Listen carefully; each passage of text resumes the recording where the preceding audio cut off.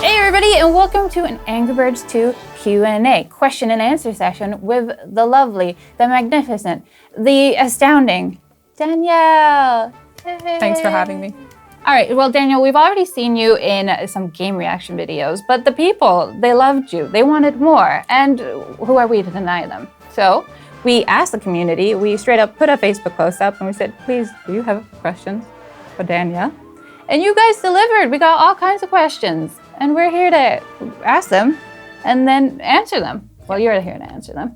I'm here to look pretty. All right, so let's get to it then. Well, first of all, Danielle, can you describe your job?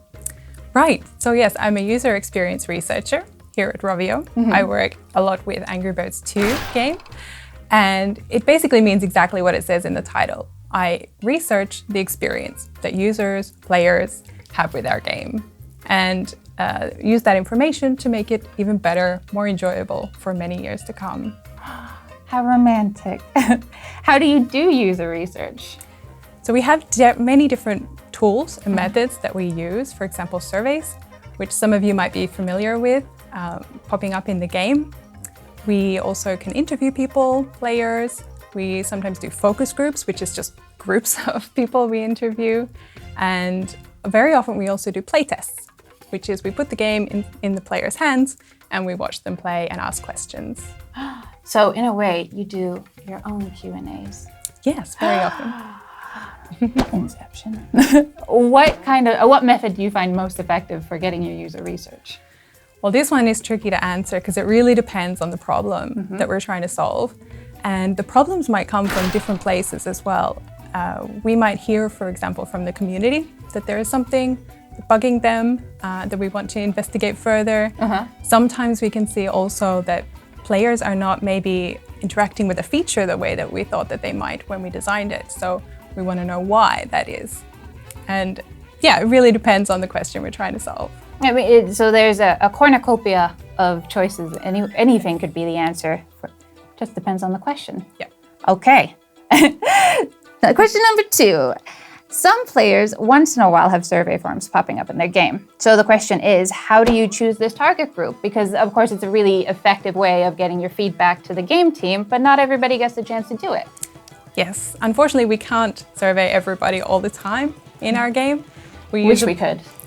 That would be not only really annoying for everybody playing to get all the time surveys, but also just a huge amount of data for us to look through. So what we do is we look at a cross-section of our players, or that's a fancy word for a variety of different types of players. For example, ones who have been playing for a long time, and also ones that are very new to the game, depending again on the question we're solving. And so even if you haven't had a survey in the past, the way that we do it is so random that in the future it may be so that you get a survey. Here's a question straight from me. I apologize to put you on the spot here. When you do these surveys, how many people do you send it to often? Like, is there a regular amount of surveys that you send out? Well, it again depends on the question, but we usually try to get hundreds of responses and enough so that we can look at the different kinds of players again and check against each other. Are there any differences there, and make conclusions based on that. That's very cool. Thank you for that insight. Okay, question number 3. What are the things you're looking for when you study gameplay, and how do you use your findings to help make improvements? Right, so this one is also really hard to answer because there are many ways that we can study gameplay and many reasons to study it. But one example I can give is, for example, if we want to study how they are starting to play the game, how they are learning to play it, brand new players to the game, we want to give the game to the new players and then watch them as they learn the things that we want them to learn. And very often it's the things we look at, not only what they'd say, but also what they do not say. And we ask them questions along the way. And this way we can learn from the players what it is that they have learned and how we can then improve the tutorial so that more players in the future can learn the things that we hope that they learn. And then they start with a much less frustrating experience in the game. All right. Where and how long does it take you to collect data? Again, depending on the question. I'm sorry. But the how long part, it varies a lot. For example, if we have a very small question, it's very simple. Maybe we already have a good idea of what is causing that. Maybe we just put a quick survey out. Thanks to our lovely players out there, we get the answers back very quickly, and we can solve it very, very easily and quickly. Sometimes the issue is more complex, it's much bigger. We need to use maybe multiple different types of methods and then combine the results from those in the analysis. And then often the solution to that can also be more complex and more difficult to implement. So it really varies a lot. Fair enough. Right now, like, what is the longest project you've been working on? I think the most recent one is also the longest one that I've been working on. And it was because it had a very broad objective, which was just to find out who are our players and how they are experiencing our game. What are the things they love? What frustrates them? And what do they expect from the game in the future? So that one took quite a few months. That's broad. That's big. All right, fair enough.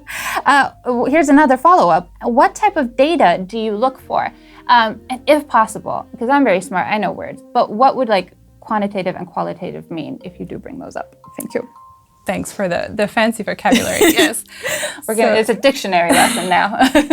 So the quantitative side are things like surveys. For example, when we send it out to many different people at the one time, and you usually get back numbers or at least things that we can compare numerically. Like to ratings each other. and so on. Yes, those kind of things. And that's a great way to find out how big the issue is amongst the players that are playing. But then the qualitative side is again different, where we want to talk to just a few players, but we go really deep down into the issues and we understand the whys and the things underlying them. And both are really, really important for research. Often we combine them both to figure out not just the whys, but then also how big is that problem in our player base. So maybe like the surveys and stuff are good for when you know generally when you have more information on what's happening, but you want to know the extent of it. And then when you're like, hey guys, what's up? The interview stuff, then that's when you want to find out the whys. Exactly. We are learning so much today. Oh, I love it. Okay, I have one question. It's probably the most important question you're ever going to be asked in your entire life. So get ready. Who's your favorite bird? Well, this one is easy. And you may have guessed it from my game reaction video, but I love Bubbles. He is so unpredictable. He's so cute. Surprises me every time.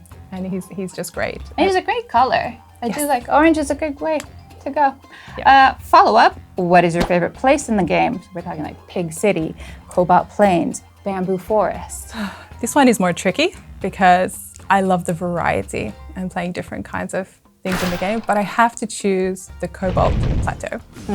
It's one of the classic ones. It's very natural and relaxing, calming. Plus it has those flowers.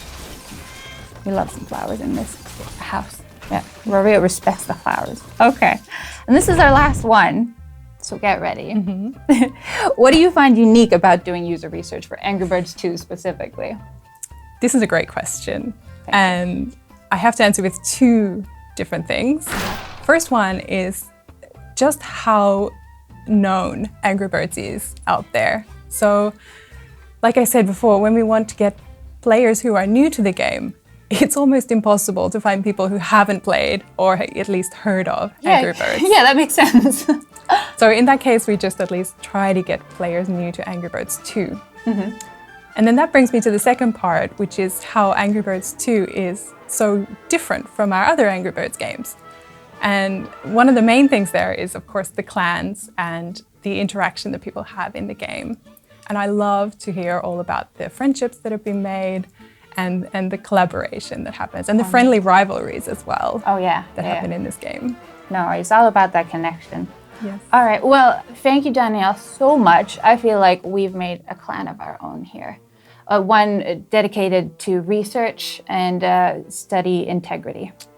So, thank you. Okay, everybody, we have left a comment down below with a nice secret little question. So go and answer that, please. You know, we want to talk to you. We want to hear more from you. So the more you comment down below, the happier we'll be. Like, subscribe. We'll see you guys later. Thank you so much, Danielle. Thank you, Elsa. Excellent. Bye.